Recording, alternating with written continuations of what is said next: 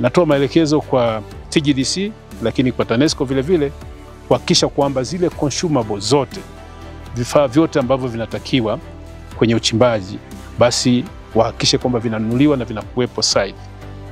Hatutaki kuchelewa kwa sababu ya kusubiri kifaa kuna vifaa ambavyo vinaweza vikanunuliwa in bulk na vikawepo hapa site ili kuhakikisha kwamba shughuli za uchimbaji zinaendelea. Huu mradi ni mradi muhimu sana kwa serikali kwa sababu ni mradi ambao utakapokamilika tunategemea kwa ujumla wake utazalisha megawati 70 za umeme.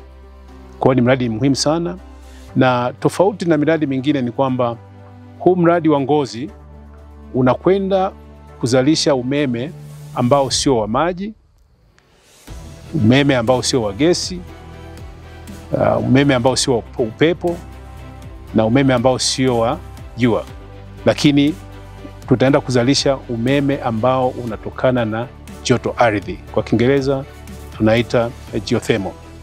Sasa hii ni muhimu kwa sababu huu mradi tunatekeleza ile sera ya nishati ya mwaka 2015 ambayo inaitaka nchi kuwa na nishati mbadala au nishati mseto, kuwa na vyanzo mbalimbali vya nishati. Kwa hiyo joto ardhi ni moja ya chanzo mbadala, ukiachilia vyanzo ambavyo tumevizoea kama vile vya maji, gesi pamoja na mafuta. Na vile vile kwenye mpango wa taifa wa nishati, yani compact ambayo itaisha mwaka 2030, tunatakiwa tuwe na megawati 130 kwa ujumla wake kutokana na joto ardhi. Lakini vile vile kwenye dira ya taifa ya mwaka 2050 imeeleza kwamba ni muhimu nchi ikawa na vyanzo mbadala. Kwa hiyo huu mradi ni muhimu kwa sababu tunakwenda kutekeleza mikakati pamoja na sera mbalimbali za taifa. Sasa kazi imefanyika nzuri, tumetembea hapa, kazi zinaendelea kama mnavyoona.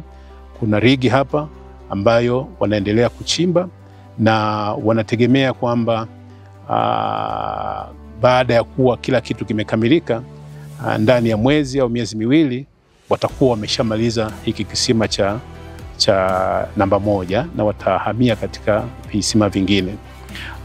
Labda tu niseme ni kwamba kuna vitu ambavyo wanasubiri kwa sasa hivi, wanaita consumables ambazo zinatakiwa zifike hapa, na tumetoa maelekezo kwamba manunuzi ya hivyo vifaa yafanyike mara moja ili kuweza kuendelea na uchimbaji na kuhakikisha kwamba uchimbaji unakamilika mara moja.